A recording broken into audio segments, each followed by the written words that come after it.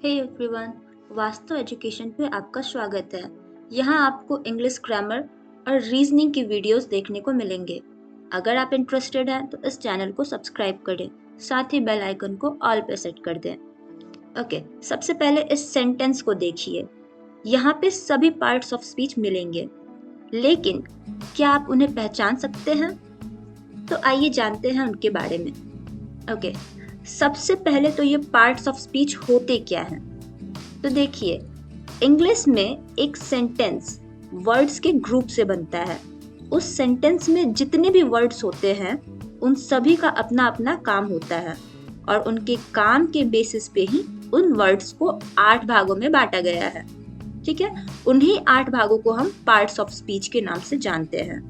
Okay, अब ये words कैसे बनते हैं, सेंटेंस कैसे बनते हैं, इन सब के बारे में मैंने अपने पिछले वीडियो में बता दिया है। तो अगर आप वहां जाकर चेक करेंगे तो आपको वो समझ आएगा। मैं उस वीडियो का लिंक अपने डिस्क्रिप्शन बॉक्स में और साथ ही कमेंट बॉक्स में भी ऐड कर दूंगी, आप चेक कर लेना। ओके, तो अब हम जानेंगे कि वे 8 पार्ट्स ऑफ स्पीच के नाम क्या है। तो देखिए, सबसे पहला है noun, then pronoun, then adjective, next है वर्ब, नेक्स्ट है adverb, okay, then preposition, conjunction and interjection. यही वे हमारे 8 पार्ट्स ऑफ स्पीच हैं।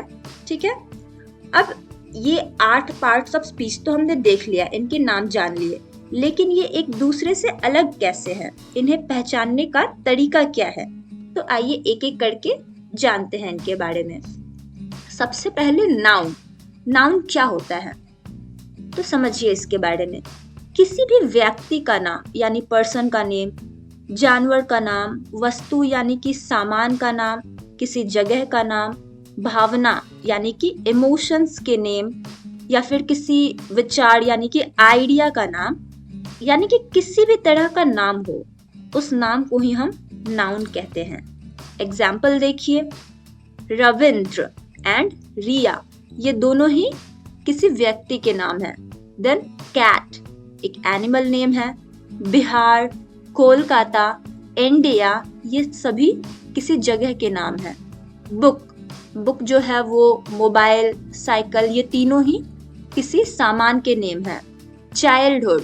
चाइल्डहुड एक स्टेट का नाम है, बचपना है ना, एक अवस्था का नाम है।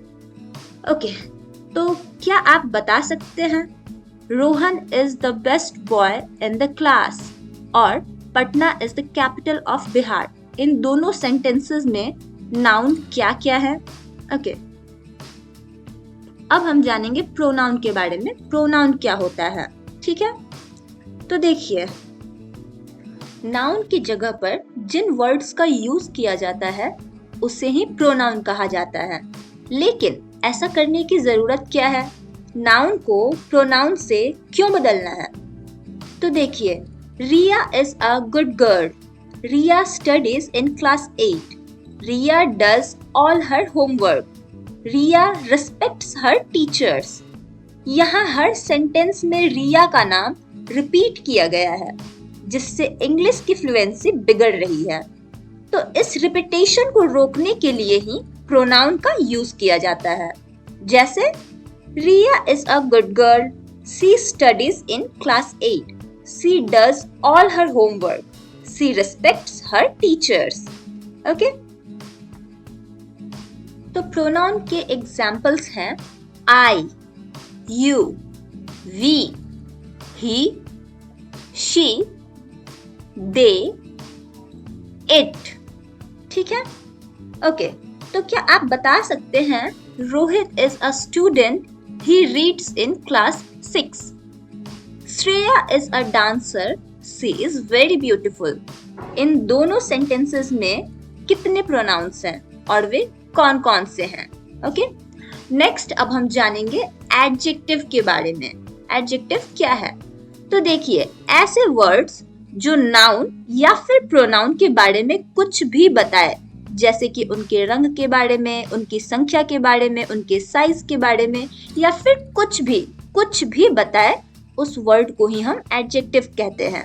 एग्जाम्पल देखिए, रेड पेन ओके, तो यहाँ पेन जो है वो एक नाउन है और रेड जो है वह उसके कलर के बारे में बता रहा है, यानी कि रेड एक नाउन के बारे में कुछ बता रहा है, तो इसलिए यहाँ पर रेड एडजेक्टिव है। उसी तरह से मैनी बुक्स, बुक्स तो यहाँ पे नाउन है, लेकिन मैनी वर्ड उन बुक्स के संख्या को बता रहा है, इसीलिए मैनी एडजेक्टिव है। वैसे ही टू डॉग्स, डॉग्स नाउन है और उनकी संख्या 2 बता रहा है, ठीक है, तो 2 यहाँ पे एडजेक्टिव है। हर सिस्टर, सिस्टर तो यहाँ पे नाउन है, लेकिन किसकी सिस्टर? हर सिस्टर, उसकी बहन, है ना, तो हर जो है वह यहाँ पे एडजेक्टिव का काम कर रहा है। ओके, तो अब क्या आप बता सकते हैं? They are good people, white cow is grazing, she is beautiful. इन तीनों सेंटेंसेस में कौन कौन से वर्ड एडजेक्टिव का काम कर रहे हैं? ओके, नेक्स्ट हम जानेंगे वर्ब के बारे में। वर्ब क्या है? तो ध्यान दीजिए, वह वर्ड जो किसी काम यानी कि एक्शन के बारे में बताए या फिर किसी अवस्था यानी कि स्टेट के बारे में बताए, उस वर्ड को ही हम वर्ब कहेंगे। एग्जाम्पल, ईट, खाना, ठीक है, यह एक एक्शन को बता रहा है।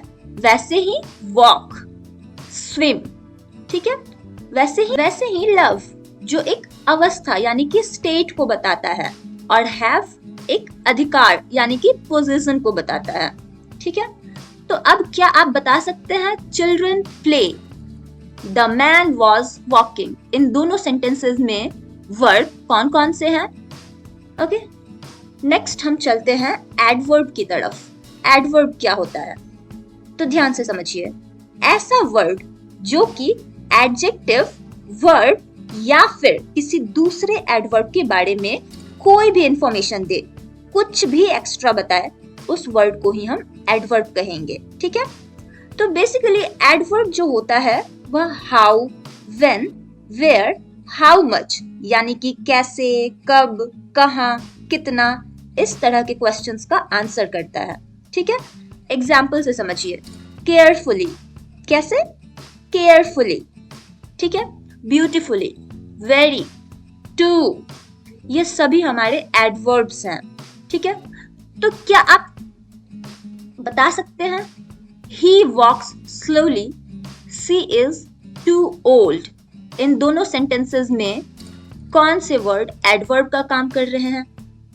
नेक्स्ट हम जानेंगे प्रीपोजिशन के बारे में। ये प्रीपोजिशन क्या है, ठीक है। तो ऐसा वर्ड जो सेंटेंस में नाउन या फिर प्रोनाउन से पहले आकर सेंटेंस के बाकी वर्ड्स से उसका कनेक्शन बनाता है, उस वर्ड को ही प्रीपोजिशन कहा जाता है। Example, in, on, at, to, with, of, under, between, before, after, for, since, by, ये सभी प्रीपोजिशंस हैं।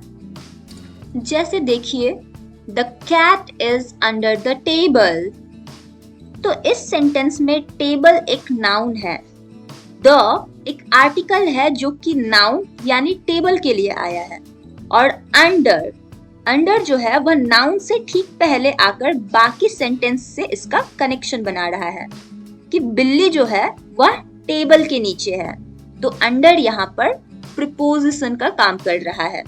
ओके, तो क्या अब आप बता सकते हैं? The pen is on the table, they came from Patna. इन दोनों सेंटेंसेस में से प्रीपोजिशन कौन कौन से हैं? ओके, आगे चलते हैं। फिर नेक्स्ट हम जानेंगे कंजंक्शन के बारे में। कंजंक्शन क्या होता है? तो वह वर्ड जिसका यूज वर्ड्स, फ्रेजेस, क्लॉजेस या फिर सेंटेंसेस को जोड़ने के काम आता है, तो उस वर्ड को ही हम कंजंक्शन कहते हैं। यानी कि ऐसे वर्ड्स जो कि वर्ड्स को जोड़ते हो, फ्रेजेस को जोड़ते हो, क्लॉजेस को जोड़ते हो या फिर सेंटेंसेस को जोड़ने का काम करते हो, उन वर्ड्स को ही कंजंक्शन कहा जाता है। एग्जाम्पल, एंड, बट, और, because, as well as, when, ये सारे के सारे कंजंक्शंस हैं। जैसे देखिए, Anna and Misha are sisters. तो इस सेंटेंस में एना और मीशा दोनों नाउन्स हैं, उन्हें जोड़ने का काम एंड वर्ड कर रहा है। ठीक है, तो यहाँ पे एंड एक कंजंक्शन है। तो क्या अब आप बता सकते हैं Ram and Shyam are brothers, early to bed and early to rise is a good habit. इन दोनों सेंटेंसेस में कंजंक्शन कौन से वर्ड्स हैं? नेक्स्ट, तो अब हम आखिरी पार्ट्स ऑफ स्पीच जिसे इंटरजेक्शन के नाम से जानते हैं उसके बारे में जानेंगे। इंटरजेक्शन क्या है? तो ऐसा वर्ड जो मन में होने वाले सडन फीलिंग्स या फिर इमोशंस को दिखाता है, उस वर्ड को ही इंटरजेक्शन कहा जाता है। एग्जाम्पल, अलास, ओह, हुर्रे, हेलो, ब्रावो, ये सारे के सारे वर्ड्स इंटरजेक्शन के अंडर आते हैं। जैसे कि वाओ, शी इज ब्यूटीफुल। इस सेंटेंस में एक खूबसूरत सी लड़की को देखकर आने वाली सडन फील को वाओ वर्ड से दिखाया गया है, जो कि एक इंटरजेक्शन है। ओके, तो क्या अब आप बता सकते हैं oh, I have burned my fingers, hello, what are you doing here? इन दोनों सेंटेंसेस में इंटरजेक्शन कौन कौन से वर्ड्स हैं? ओके, तो अब आपको एक बहुत ही जरूरी इंफॉर्मेशन देने वाली हूँ। देखिए, इंग्लिश में ऐसे बहुत सारे वर्ड्स हैं जिनका सेंटेंस में यूज देखे बिना नहीं बताया जा सकता कि वे वर्ड किस पार्ट्स ऑफ स्पीच के अंडर आएंगे।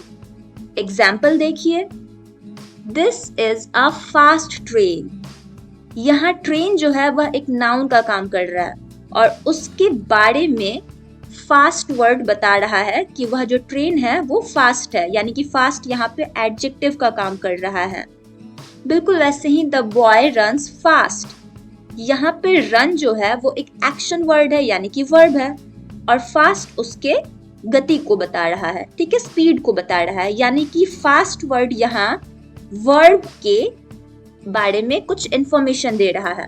तो यहाँ पे फास्ट एडवर्ब का काम कर रहा है, यानी कि वर्ड तो सेम है फास्ट, लेकिन दोनों ही सेंटेंसेस में ये अलग अलग पार्ट्स ऑफ स्पीच के अंडर आ रहा है।